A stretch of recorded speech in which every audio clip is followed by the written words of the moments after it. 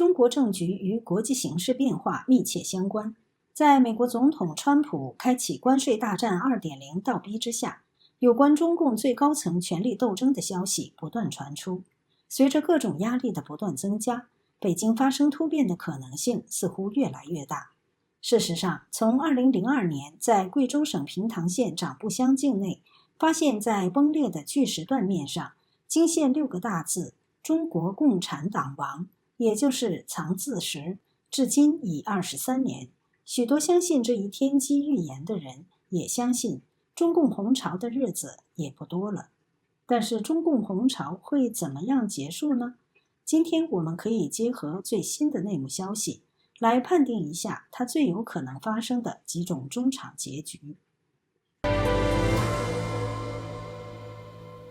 流亡海外的自由主义法学家袁宏斌教授近日据体制内良知人士透露，从2025年以来，中共军队又开始了新的一轮大清洗，极其震撼。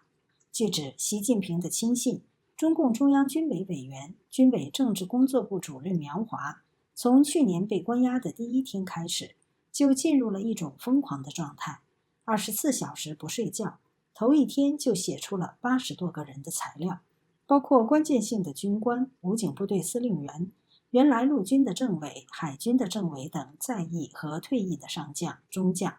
再加上与苗华一起被调查的他的3个秘书，4个人到两会前后已经交代出了1300多个中共体制内的军官，包括文职军官，这在中共体制内，特别在中共军队内引起了大恐慌。据信被供出的人中就包括军委副主席何卫东。习近平亲信中共中央军委副主席何卫东自3月11日在中共全国人大闭幕式上最后一次公开露面后不见踪影，而3月13日前中国媒体人赵兰健报何卫东被抓，引起各界高度关注。英国金融时报4月10日报道，据5名知情人士透露，何卫东最近几周被免职。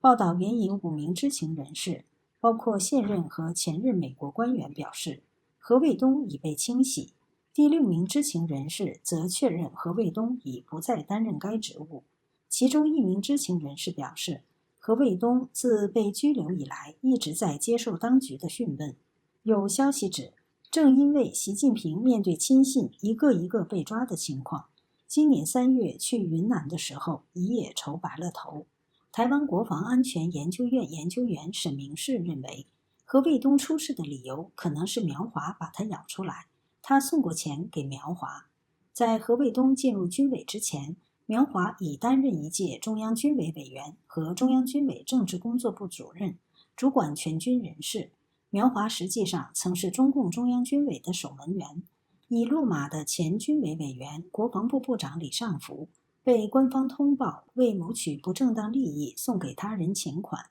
涉嫌行贿罪，被暗示向人买官，有可能是李尚福供出向苗华买官。至于海军前2任政委秦生祥、袁华志和国防部长董军等人曾被约谈，也做出了不利于苗华的供词，也会涉及送钱给苗华。一个很重要的问题是，自2023年7月以来，习近平亲自提拔的一批高级将领相继被调查，到底谁在主导清洗？可能许多人未反应过来的是，早前已传出习近平军权旁落，军委副主席张又侠在中共元老支持下握实权，所以张又侠才是清洗习亲信的操盘手。今年中共政协于人大的两会闭幕式上，视频显示，在习近平离场时，包括中共军委副主席何卫东在内的多名政治局委员都转过身站在座位旁目送习，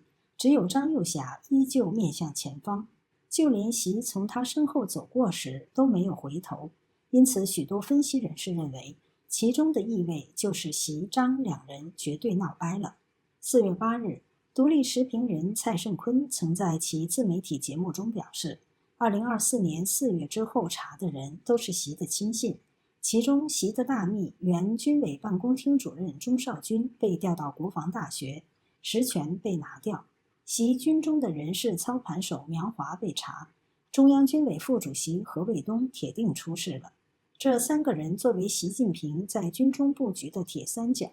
围绕他们3人所展开的一系列的军中清洗行动，就是直接在检习近平的军中羽翼。何卫东如果出事，和习近平其他亲信被查一样，表面上一定是以腐败为理由，但实质是中共内部权力斗争的结果。也就是说，这说明习近平已大势衰弱，目前只保留表面的权力仪式。张又侠实际上握军权，而在中共来说，军权又主宰政权。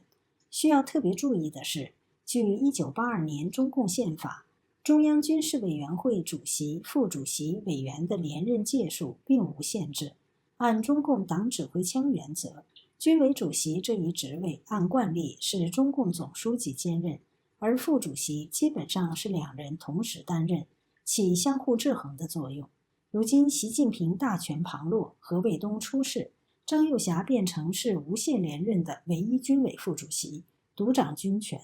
日后中共内部有可能发生更大的事。中国古代著名寓言《推背图》第46象的颂中说，有一军人身带弓，只言我是白头翁，东边门里伏金箭，勇士后门入地宫，一直被认为暗指中共当今党魁被勇士捉拿。有一军人身带弓，或是姓名中带弓的张又侠，而白头翁即习近平。现在习在前门埋伏的亲信军团前31集团军，就是金剑正被清洗，最后就等勇士后门入地宫了。今年4月3日，江浙沪多地拍到蓝绿色超大火流星，拖着长长的尾巴划过夜空，瞬间天都亮了。流星陨落在中国古代被认为不吉利，火流星更甚，通常会认为对应身份高阶的人突然死亡。汉语中陨落一词即来源于此。习近平可能会陨落，一种可能是在身体方面，种种迹象显示习应该是受某种疾病困扰。今年3月19日至20日，习近平在云南考察期间，从网上的视频看，他看起来疲惫老态，白发丛生，笑容勉强，身体显得更加臃肿，走路缓慢。当然，习近平的陨落更可能是被下台。那么谁在谋划抢权呢？过去我曾讲过，习突然死亡或下台，习家军会疯狂抢权，包括李强、蔡奇、王小洪、丁薛祥等等，而习夫人彭丽媛也可能介入，但是他们最后未必有机会了。今天在野的各种势力也不能小看。袁宏斌教授近日据体制内良知人士透露，中共内部有2大反习势力已结成同盟，准备在21大前对党魁习近平发动政治攻势。这是2种本来在政治立场上相反的力量，一个就是以邓朴方、陈云这2个中共太子党为首的所谓要回归邓小平的改革开放路线派，另外一种反对力量就是共产党体制内的文化大革命派，有的叫做毛泽东主义派。这一派力量现在有自己的组织，有红歌会，有毛泽东主义研究会。袁宏斌说，本来这2派互相之间是充满了仇恨的，现在这2派在反对习近平的问题上达到了一致。他还说，这2派力量现在都准备在中共的21大之前，在政治上发起对习近平的政治攻势。据说他们都在分别准备大文件，准备向全党发布大文件，从政治路线上彻底否定习近平。这是习近平面临的真正深刻的政治危机。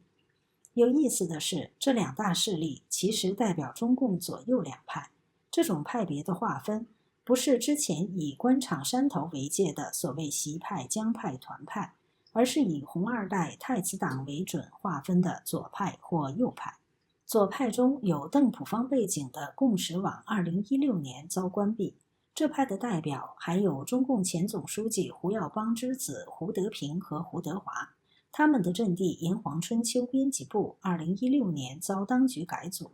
胡德华今年3月30日去世，他2013年曾对习近平作出严肃批评，当时他质疑中国会否将继续改革开放，又嘲讽习读书不多。而胡德平前几年曾被党内人士推举取代习任总书记。早前独立评论人蔡胜坤爆料称，国内传出中共政权从习近平手上转到胡锦涛、温家宝及胡德平3人手上的消息。去年3中全会期间，新华社一篇吹捧习为改革家、邓小平第2的文章遭下架。日经亚洲文章披露，党内一些人认为这篇文章奇怪，切于事实及与官方党史不符。据说反弹声音极大，特别来自退休党内元老和红二代，这些就是属于右的一派。至于左派，其实包括中共红二代人数较多的群体。毛泽东前秘书胡乔木之女胡母英是其中的代表，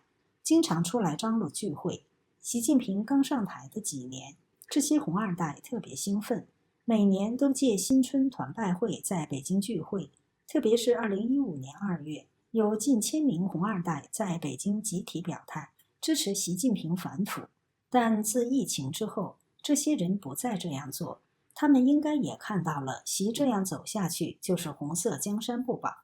就在美国总统川普4月初宣布对中国商品加征34%对等关税之后，中共官媒连续数日发表文章，猛批美方滥用对等关税，并称天塌不下来。然而该文却遭到左派红二代支持的红歌会网公开贴文猛批，或显示中共内斗已表面化。当天红歌会网转载微信公众号新青年 blog 文章，贴文称博人民日报天塌不下来，真正的危险是自以为自己无所不能。文章指责天塌不下来一文又虚又空，无视百姓苦难，还大唱赞歌，以乐观掩盖焦虑，以语言粉饰现实。这就是在不承认困难，不承认困难就是最大的困难。针对文章中的出口占 GDP 比重降低、内需潜力巨大、转型动能强劲，指责说这些漂亮话10年不变，可你有没有低头看看地上的人民过得如何？除了中共体制内的左右两派，中国体制外也就是民间也潜藏新的势力。这也是习近平近年组建由亲信蔡奇控制的中央社会工作部，专门针对各行业进行统战的原因。袁宏斌透露，今年4月初，中共公安部做了一份向省部级以上官员发布的定期内参。内参里说，2025年第1季度，中国民间出现了大量灰色组织，这些灰色组织在聚会的时候表现出了极强的对社会不满情绪，极大的反社会倾向。中共公安部判断，随着经济局势进一步恶化，这种不满情绪很可能转化成政治上的反抗力量。此前还有消息说，在2025年中国新年前后的3天，北京、石家庄、郑州、武汉、长沙、广州等各大城市的大学校园内，陆续出现了同样内容的号召推翻习近平独裁的传单。传单中号召失业的学生、退伍军人、农民工和上访人员立即行动起来，遍地开花，组成不超过5人的民主革命行动小组，用各种方式取得中共贪官污吏用腐败的权力捞取的人民血汗钱，用以购置人民起义所需要的各种装备。去年11月14日，中共公安部开新闻发布会，警告有人在网上传授制枪方法，如违法将追究刑事责任。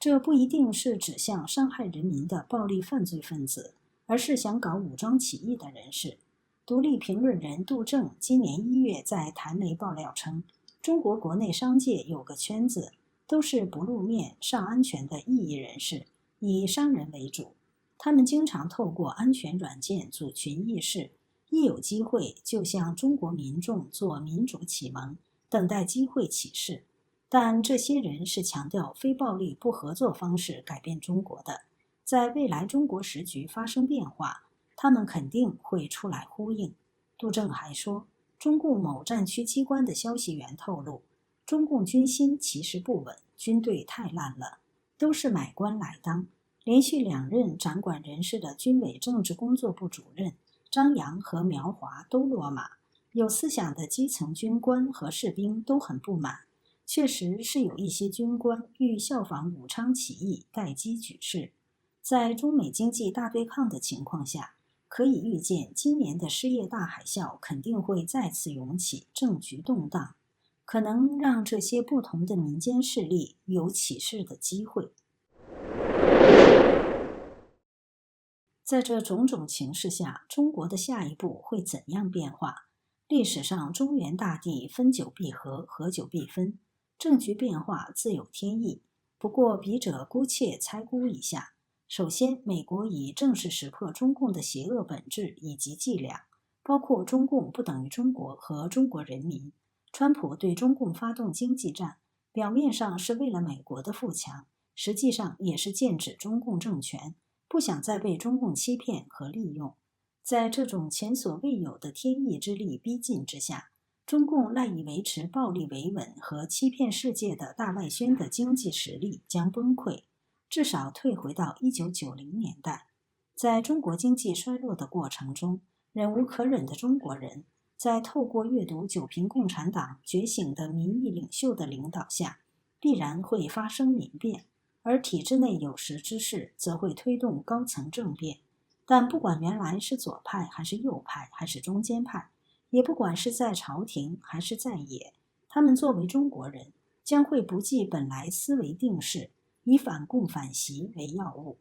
此时军队的作用就变得相当重要。今天的军队，官方已证实，许多人在翻墙看外网。我们相信许多人同样读过九评共产党，明白许多历史真相。他们不会再像8964时一样，傻傻地听命于独裁者，镇压民变或政变。相反，他们可能争当推背图第46项的勇士后门入地宫的勇士。日后习要么被民变、政变、兵变中捉拿清算，要不就是出逃东南亚的某些铁杆小国，但这些国家未必敢接收。总之，习自己不做好，往后的日子就难说了。在人人治世、重建中国之下，罪行累累的中共必然在人民真正做主的新中国之内消失，中华大地神传文化复兴始其时。这里是希望世界，喜欢我们的节目，请点赞、订阅并按下小铃铛。我们下次再见。